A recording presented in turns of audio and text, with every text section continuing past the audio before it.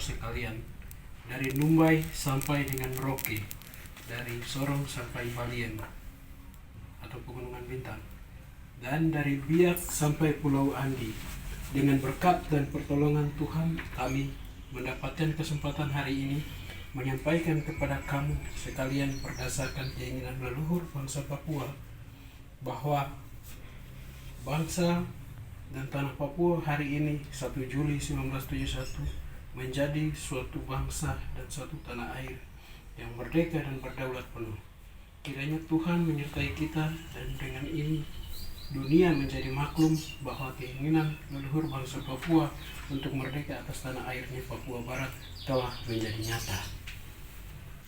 Pernyataan sikap Aliansi Mahasiswa Papua AMP dan Front Rakyat Indonesia untuk West Papua FRIWP. Salam kebebasan nasional Papua Barat. Amolongo, Nimo, Koyau, Koha, Kosa, Dermum, Foimoy, Tabia Mufa, Nayaklak, Wiwau, Amakani, Wah. Memperingati 51 tahun proklamasi kemerdekaan bangsa Papua Barat 1 Juli 1971 sampai 1 Juli 2022. Proklamasi 1 Juli 1971 merupakan hari sejarah perjuangan kemerdekaan bangsa Papua Barat yang telah digerakkan oleh para pelopor gerakan sejak tahun 60-an. Hingga kini perjuangan tersebut masih berlanjut ke generasi 2000-an demi memperjuangkan dan merebut kedaulatan sejati bangsa Papua Barat, yang mana tuntutan dasarnya masih sama, yaitu hak menentukan nasib sendiri sebagai solusi demokratis untuk mendapatkan pengakuan dan perlindungan secara hukum atau konstitusi internasional, dalam hal ini Perserikatan Bangsa-Bangsa atau PBB, seperti yang tertuang jelas dalam Deklarasi Universal Hak Asasi Manusia (HAM) tentang hak sipil dan hak politik, yang mana pada konstitusi tersebut pula telah diratifikasi ke dalam Konstitusi Negara Republik Indonesia, seperti juga yang tertuang dalam Mukadimah Pembukaan Undang-Undang Dasar 1945 yang berbunyi bahwa kemerdekaan itu ialah hak segala bangsa, dan oleh sebab itu maka penjajahan di atas dunia harus dihapuskan. Melihat dari implementasi tersebut atas Papua Barat, perundingan antara pemerintah negara Republik Indonesia bersama pemerintah Kerajaan Belanda dan Amerika Serikat tanpa melibatkan rakyat Papua Barat justru melahirkan beberapa kesepakatan dan perjanjian internasional seperti Proposal Bunker 1960, Perjanjian New York atau New York Agreement 15 Agustus 1962, Perjanjian Roma atau Roma Agreement 30 September 1962, yang mana semua kesepakatan dan perjanjian internasional tersebut justru membicarakan nasib hidup rakyat bangsa Papua Barat, seakan-akan bangsa Papua Barat tidak tahu memutuskan apa yang baik bagi hidup dan masa depannya. Di sisi lain, bangsa Papua Barat sendiri sudah memproklamirkan kemerdekaannya, yaitu pada 1 Desember 1961. Proses dekolonisasi yang dijanjikan oleh pemerintahan Kerajaan Belanda sedang berjalan.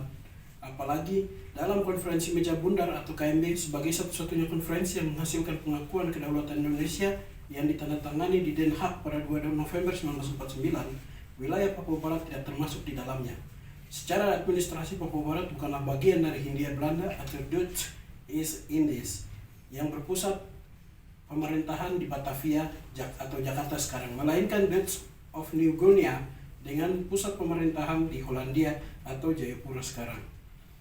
Sejak 1 Mei 1963 bertepatan dengan berakhirnya masa pemerintahan sementara PBB atau United Nations Temporary Executive of Authority atau UNTEA di Papua Barat, yang kemudian menyerahkan Papua Barat kepada pemerintah Republik Indonesia sebagai negara perwakilan yang menjalankan amanat seperti yang tertuang dalam isi perjanjian New York. Namun pada prakteknya negara Indonesia justru menempatkan militernya dalam jumlah yang sangat besar di seluruh wilayah tanah Papua Barat. Akibatnya, hak-hak sipil dan hak-hak politik manusia Papua dilanggar secara tidak wajar dan diperlakukan semena-mena. Sekretaris Jenderal PBB pada saat itu sebenarnya sudah mendapatkan laporan terkait teror dan intimidasi yang dilakukan oleh militer Indonesia terhadap rakyat bangsa Papua Barat sebelum PEPERA dilakukan pada 27 Juli sampai 2 Agustus 1969. Namun, tidak menjadi perhatian serius, justru diabaikan oleh PBB. Perserikatan Bangsa-Bangsa cenderung lebih mempercayai laporan pemerintah Indonesia yang memiliki kepentingan untuk memenangkan PEPERA 1969 yang sangat manipulatif. Dengan melihat berbagai macam pelanggaran HAM yang dilakukan oleh pemerintah Indonesia melalui aparat militernya, atau TNI Polri sejak diserahkan kekuasaan atas Papua Barat oleh PBB kepada pemerintah Indonesia 1 Mei 1963, maka muncullah berbagai macam gerakan perlawanan oleh rakyat Papua Barat. Pertama kali pada tanggal 28 Juli 1965 dengan melahirkan Organisasi Pembebasan Papua Merdeka (OPPM) di Manokwari sebagai organisasi perjuangan kemerdekaan Papua Barat yang kemudian dikenal dan disingkat Tentara Pembebasan Nasional Papua Barat atau TPNAL. Dengan meluasnya gerakan perjuangan kemerdekaan di seluruh tanah Papua Barat, maka pada tanggal 1 Juli 1971 organisasi Papua Merdeka memproklamirkan kemerdekaan Papua Barat di Desa Waris, Markas Victoria. Perjalanan organisasi Papua Merdeka atau TPNAL juga terbentuknya Tentara Pembebasan Nasional Papua Barat atau TPNPB yang mengakui KTT OPM TPN di Biak pada 1-5 Mei 2012 yang sampai saat ini pun masih melakukan aksi-aksi melawan militer negara kolonial Indonesia. Dan untuk mempertahankan garis perjuangan kemerdekaan bangsa Papua Barat sejak 1 Desember 1961, maka secara konstitusi sayap militer Papua Barat di bawah komando TPNPB OPM terus memperjuangkan hak demokratis bagi kemerdekaan rakyat bangsa Papua Barat.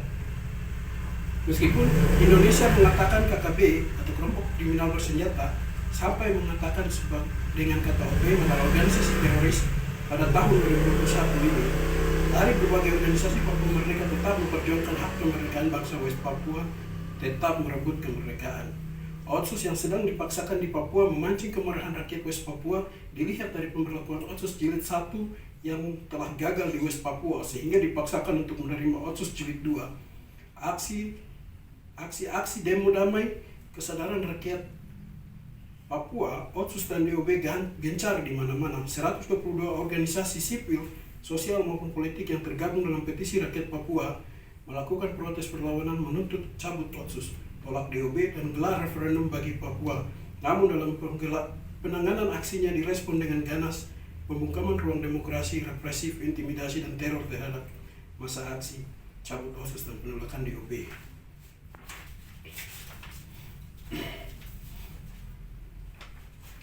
Dalam beberapa bulan terakhir, tanpa melihat aspirasi rakyat Papua, para elit-elit politik mendeklarasikan DOB di beberapa kota dengan seenaknya membicarakan DOB dan Otsus seperti di Wamena oleh Beva Yigi Balom dan kawan-kawan, di Timika, Altinus Somaleng, deklarasi Provinsi Papua Tengah, Mekinewipa dan kawan-kawan serta beberapa kota yang lagi memanas. Sisi lain, juga pemerintah pusat memaksakan untuk terus terima Otsus dan DOB, sedangkan rakyat Papua dari 122 organisasi yang tergabung dalam petisi rakyat Papua telah menolaknya, namun dihadapkan dengan intimidasi, teror, dan terjadi penangkapan sewenang-wenang. Selain di Papua dan Papua Barat yang terjadi brutal oleh aparat, di Jakarta juga Alpinus Bonda masa aksi penolakan DOB dan Otsus ditahan dan dikriminalisasi dengan pasal karet oleh Polda Metro Jaya. Begitu juga mahasiswa Papua dan rakyat Papua yang sedang diteror, intimidasi, kriminalisasi atas tanah Papua. Dengan melihat situasi HAM dan demokrasi yang menyengsarakan rakyat Papua yang tercatat dari sejarah kelam masa lalu hingga kini, dan bangsa Papua Barat yang terus berjuang hingga saat ini meskipun terus diteror, diintimidasi dan dijarah serta dibungkam demi kepentingan ekonomi politik. Maka dari itu, bertepatan pada peringatan Hari Proklamasi Kemerdekaan West Papua yang ke-51 tahun tersebut, kami Aliansi Mahasiswa Papua, AMP dan Front Rakyat Indonesia untuk West Papua atau FRWP menyatakan sikap serta menuntut: 1. Negara Republik Indonesia harus mengakui bahwa TPNPB atau TPN-OPM adalah pejuang kemerdekaan Papua, bukanlah kelompok atau pelaku kriminal bersenjata, organisasi teroris seperti yang selalu diberitakan. 2. Segera tarik militer atau TNI Polri organik maupun non-organik dari seluruh tanah air bangsa Papua Barat. 3. Segera hentikan dan tutup seluruh aktivitas eksploitasi sumber daya alam rakyat Papua oleh perusahaan multinasional, company, MNC milik negara-negara imperialis seperti PT Freeport, BP LNG, Tangguh, Medco, Korindo dan lain-lain dari seluruh tanah Papua Barat. 4. Segera buka seluas-luasnya akses jurnalis lokal, nasional maupun internasional ke tanah Papua. 5. Bebaskan Victor Yimo, Alpius Bonda dan seluruh tahanan politik bangsa West Papua. 6. Pemerintah Jakarta Pusat dan elit-elit politik Papua, Beva Yigi Balom, Altinus Somaleng, Mekinewipa, Ham Pagawa, Lenis Kogoya dan semua elit politik, stop membahas Otsus tanpa sepengetahuan rakyat Papua. 7. Cabut Otsus Jilid 2. 8. Tolak DOB. 9. Cabut Omnibus Law. 10. Tolak otonomi daerah baru di tanah Papua Barat. 11. Berikan hak menentukan nasib sendiri sebagai solusi demokratis bagi bangsa Papua Barat. Demikian pernyataan sikap ini, kami menyerukan kepada seluruh rakyat bangsa Papua Barat agar segera bersatu dan berjuang merebut cita-cita sejati, yaitu pembebasan manusia dan tanah air Papua Barat dari cengkraman kolonial Indonesia. Atas perhatian dan dukungan seluruh rakyat Papua Barat kami ucapkan terima kasih. Salam pembebasan nasional Papua Barat. Medan Juang, 1 Juli 2022. Papua Merdeka! Papua Merdeka! Wah, wah.